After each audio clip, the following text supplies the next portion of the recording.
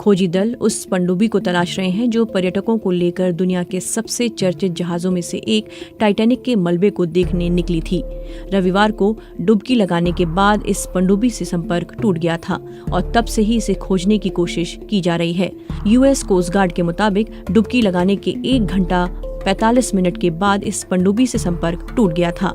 Tour company ocean gate की इस छोटी पनडुब्बी में 5 लोग सवार थे। कंपनी का कहना है कि पनडुब्बी की खोज के लिए हर विकल्प का इस्तेमाल किया जा रहा है। इस 8 दिन की पर्यटन यात्रा का टिकट $2.5 लाख या लगभग 2 करोड़ रुपए होता है। इस टूर के दौरान पनडुब्बी टाइटैनिक जहाज के मलबे के पास समंदर में 3800 मीटर नीचे डुबकी लगाती है। अधिकारियों के मुताबिक सरकारी एजेंसियां, अमेरिका और कनाडा की नौसेनाएं और व्यावसायिक रूप से समंदर की गहराई में जाने वाली कंपनियां इस खोज अभियान में जुटी हुई हैं। टाइटैनिक का मलबा उत्तरी अमेरिका के समंदर के सबसे करीबी बिंदु कनाडा के न्यूफाउंडलैंड के सेंट जॉन से 700 किलोमीटर दूर अटलांटिक महासागर में है। हालांकि इस पनडुब्बी की खोज का अभियान अमेरिका के बोस्टन से चलाया जा रहा है। लापता पनडुब्बी ओशियन गेट कंपनी की टाइटन सबमर्सिबल है जो एक ट्रक के बराबर बड़ी है और इसमें 5 लोग सवार हैं। आमतौर पर इस पनडुब्बी में आपात स्थिति में 4 दिन की ऑक्सीजन होती है। सोमवार दोपहर अमेरिकी कोस्ट गार्ड के रियर एडमिरल जॉन मॉगर ने एक प्रेस वार्ता में कहा कि हम अनुमान लगा रहे हैं कि पनडुब्बी को खोजने के लिए हमारे पास 70 से लेकर 96 घंटों तक का समय है। उन्होंने कहा कि इस पनडुब्बी की तलाश में 2 विमान और एक पनडुब्बी और सोनार से लैस तैरते बांध लगाए गए हैं। हालांकि उन्होंने ये भी कहा कि जिस इलाके में ये खोज अभियान चल रहा है वो बहुत दूर है और इसकी वजह से अभियान में मुश्किलें भी आ रही हैं। रियर एडमिरल ने कहा कि बचाव अभियान में लगे लोग इस अभियान को व्यक्तिगत रूप से ले रहे हैं और पनडुब्बी में सवार लोगों को बचाने की हर संभव कोशिश कर रहे हैं। ब्रिटेन के अरबपति कारोबारी हामिश हार्डिंग के परिवार का कहना है कि वो इस पनडुब्बी पर सवार हैं। 58 वर्षीय हार्डिंग एक एक्सप्लोरर भी हैं।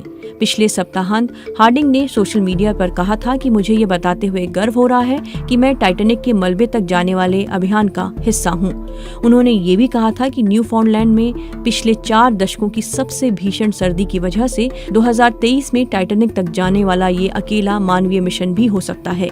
बाद में उन्होंने लिखा था कि मौसम की वजह से एक मौका बना है और हम कल डुबकी लगाने का प्रयास करेंगे। ओशियन गेट ने एक बयान में कहा है कि उसका पूरा ध्यान पनडुब्बी में सवार लोगों और उनके परिवार पर है। कंपनी के बयान में कहा गया है कि हम पनडुब्बी के साथ फिर से संपर्क करने के प्रयासों में कई सरकारी एजेंसियों और डीप सी कंपनियों की तरफ से मिल रहे व्यापक सहयोग के लिए बेहद आभारी हैं। लापता पनडुब्बी कार्बन फाइबर से बनी है। इसकी यात्रा के प्रचार में कंपनी दावा करती है कि ये रोजमर्रा की जिंदगी के बाहर कुछ वाकई असाधारण खोजने का मौका है। कंपनी की वेबसाइट के मुताबिक एक अभियान जारी है और जून 2024 के लिए 2 और अभियान तय हैं। आमतौर पर इस पनडुब्बी में एक पायलट, 3 पर्यटक और कंपनी की भाषा में कंटेंट एक्सपर्ट सवार होते हैं। ये यात्रा न्यूफाउंडलैंड के सेंट जॉन से शुरू होती है। टाइटैनिक के मलबे तक पहुंचने और वापस आने की संपूर्ण डुबकी में 8 घंटे तक का समय लगता है। ओशियन गेट की वेबसाइट के मुताबिक उसके पास 3 पनडुब्बियां हैं, लेकिन सिर्फ टाइटन ही टाइटैनिक के मलबे तक पहुंचने में सक्षम है। ये पनडुब्बी 10,432 किलो वजन की है और कंपनी की वेबसाइट के मुताबिक ये 13,100 फीट की गहराई तक पहुंच सकती है। इस पनडुब्बी में 5 यात्रियों के लिए 96 घंटे की जीवन रक्षक ऑक्सीजन होती है। ओशियन गेट के मालिक ने बीबीसी को बताया कि पोलर प्रिंस नाम का एक जहाज भी इस अभियान का हिस्सा है।